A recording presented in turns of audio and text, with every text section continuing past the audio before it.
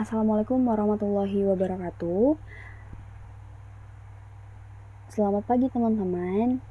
Jangan lupa berdoa dan isi link absensi pada Google Classroom. Kali ini kita akan mempelajari tentang pengantar sosiologi pada pertemuan pertama yang memuat tentang definisi, sifat, dan hakikat sosiologi. Saya Nadia Purnamasari adalah dosen pengampu dari mata kuliah ini. Apa itu sosiologi? Sosiologi adalah ilmu yang berasal dari ilmu filsafat yang lahir pada saat terakhir perkembangan ilmu pengetahuan. Jadi, sosiologi itu menjadi ilmu yang berdiri sendiri karena meningkatnya perhatian terhadap kesejahteraan masyarakat dan perubahan yang terjadi di masyarakat. Apa itu ilmu pengetahuan? Ilmu pengetahuan adalah kesan yang ada dalam setiap pikiran manusia sebagai hasil penggunaan inderanya yang berbeda dengan kepercayaan, tahayul, dan penerangan yang keliru. Nah, kenapa disebut berbeda dengan kepercayaan, tahayul, dan penerangan yang keliru? Karena ilmu pengetahuan didapat dari penggunaan seluruh panca indera, mulai dari kita melihat, mendengar, merasa, meraba, dan lain sebagainya. Sedangkan kepercayaan itu kita percayai tanpa kita lihat kadang, tanpa kita rasakan dan lain sebagainya. Begitu pula dengan tahayul. Hal ini belum bisa dipastikan kebenarannya hingga mendefinisikan penerangan yang keliru. Maka dari itu, pengetahuan ada karena berusaha mendapatkan kepastian serta menghilangkan prasangka sebagai alat ketidakpastian. Jadi pengetahuan ini adalah hal-hal yang paling pasti yang didapatkan melalui hasil penggunaan panca indera tadi. Nah, ilmu pengetahuan berkembang pada taraf yang tinggi apabila sampai pada proses trial and error gitu. Nah, apa sih trial and error ini gitu kan? Trial and error ini adalah proses percobaan. Dimana ketika kita sudah menerapkan proses trial and error, pada situasi yang dihadapi, biasanya muncul persepsi dan investigasi visual gitu. Jadi kita mulai membuat praduga-praduga. Nah, ketika fokus pada pengamatan akan usaha dan hasil, kita bisa melihat proses yang berlangsung sebagai proses meniru perilaku pihak lain atau yang sering disebut dengan imitasi. Nah, kemudian diinstruksikan secara verbal dengan dituliskan atau disebutkan gitu. Ilmu pengetahuan itu muncul ketika disebarluaskan gitu, bukan hal yang tertutup, dipendam. Maka konfrontasi simbolis dengan model realitas yang diadopsi meningkat gitu. Jadi kita bisa sebarluaskan lah ilmu itu yang udah didapat dari segala macam proses trial and error tadi.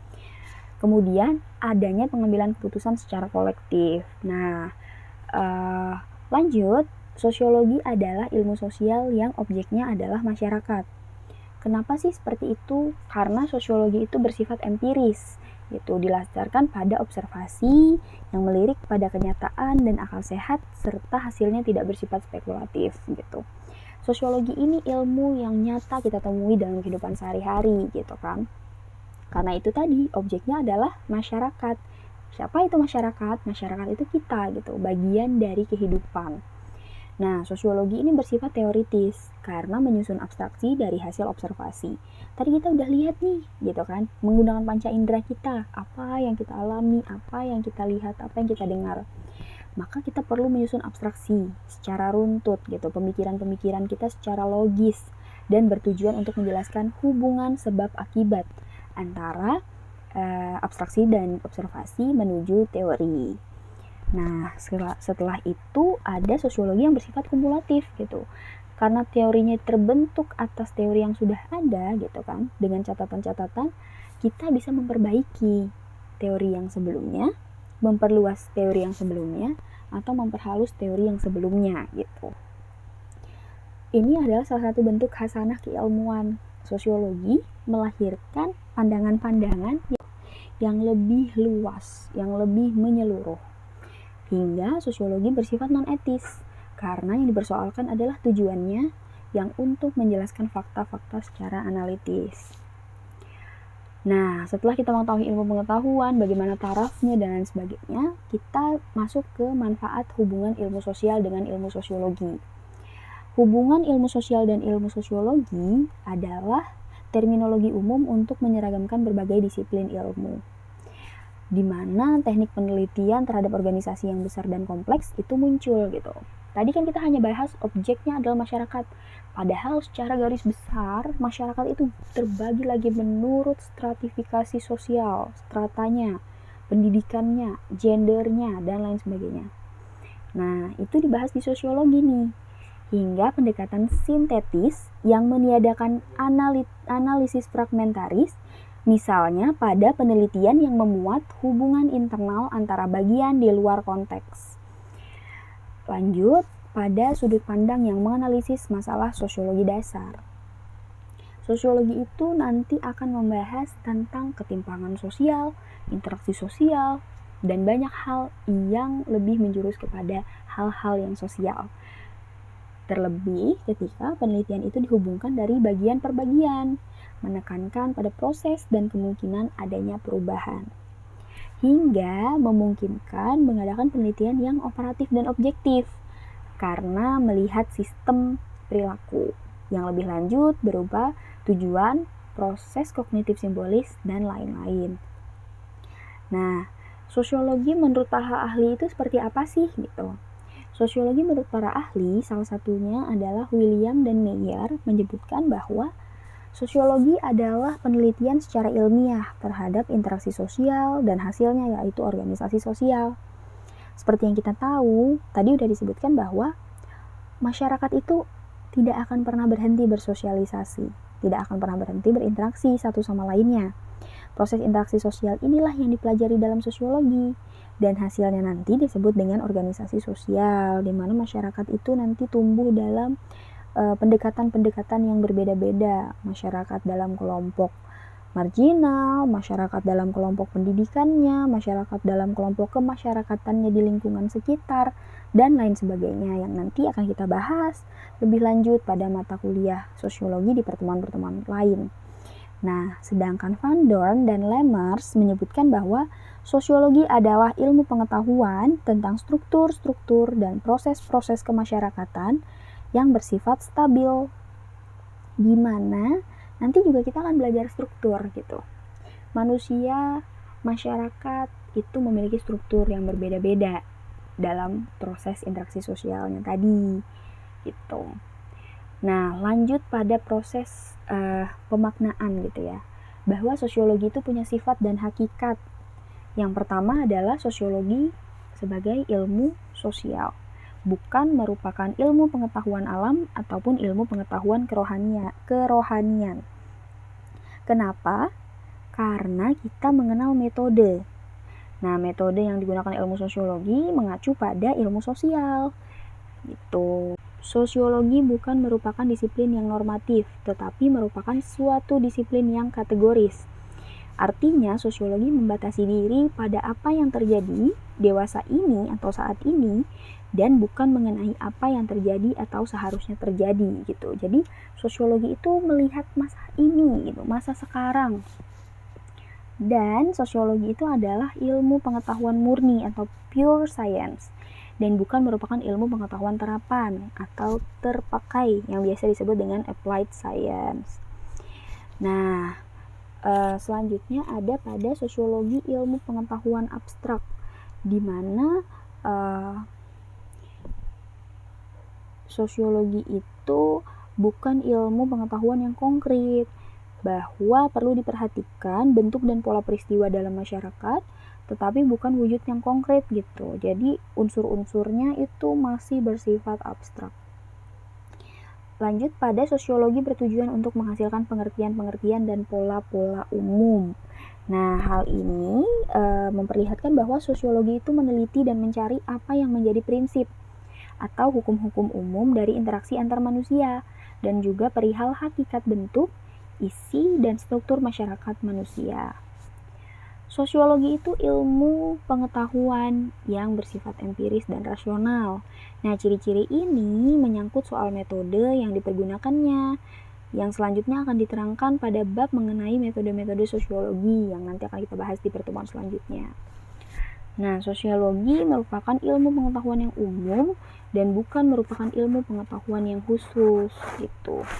Seperti apa? Bahwa sosiologi mempelajari gejala yang umum ada pada setiap interaksi antar manusia gitu. Misalnya gejala-gejala kehidupan, ekonomi, politik, agama, hukum, dan rekreasi. Unsurnya ada banyak gitu. Nah, di ekonomi ada ekonomi syariah, ekonomi sosial pembangunan, dan lain sebagainya.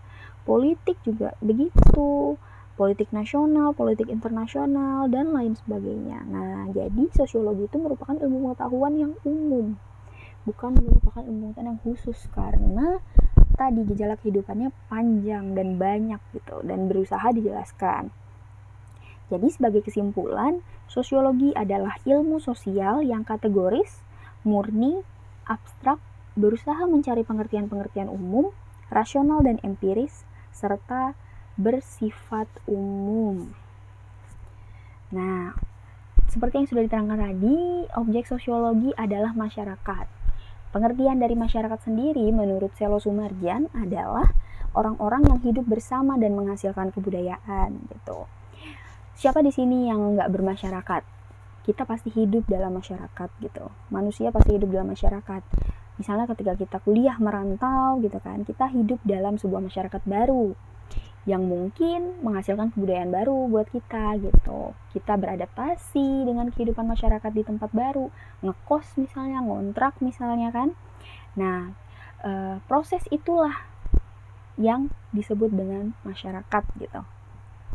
Lanjut, manusia sebagai masyarakat itu pasti memiliki dua hasrat yang kuat, yakni keinginan untuk menjadi satu dengan sesamanya atau manusia lain di sekelilingnya, dan juga keinginan untuk menjadi satu dengan lingkungan alam sekelilingnya. Nah, jadi tadi proses penyesuaian kita, proses adaptasi kita itu tanpa sadar adalah hasrat yang kita miliki gitu, hasrat manusia. Jadi ketika kita beradaptasi itu, proses penyesuaian itu, tanpa sadar kita berusaha untuk menjadi satu dengan lingkungan atau dengan manusia-manusia di sekeliling kita gitu. Tetangga baru di kosan misalnya, ibu bapak RT, dan lain sebagainya.